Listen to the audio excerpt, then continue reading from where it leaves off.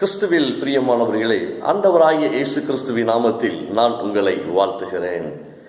சங்கீதம் 16 அதிகாரம் 8 வசனத்தில் வாசிக்கும் பொழுது, கர்த்தரை எப்பொழுதும் என் கண் முன்பாக வைத்திருக்கிறேன், அவர் எனது வலது பரிசத்தில் இருக்கிறபடியினாலே நான் அசைக்கப்படுவதில்லை.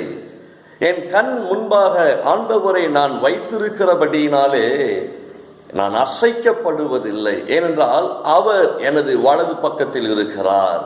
என கருமையான தேவ பிள்ளைகளே, சங்கீதவான் அழகாய் சொல்லுகிறார், தேவனை என் கண் முன்பதாய் நான் வைத்திருக்கிறேன், எனவே நான் அசைக்கப்படுவதில்லை. ஏனென்றால் அவர் என் வலது பக்கத்திலே இருக்கிறார் என்று சொல்லி, இன்றைக்கும் இந்த வசனத்தை கேட்கிற அருமையான தேவ பிள்ளைகளே, ஆண்டவரை உங்களுக்கு முன்பதாக எப்பொழுதும் வைத்திருக்க நீங்கள் பழகி கொள்ளுங்கள்.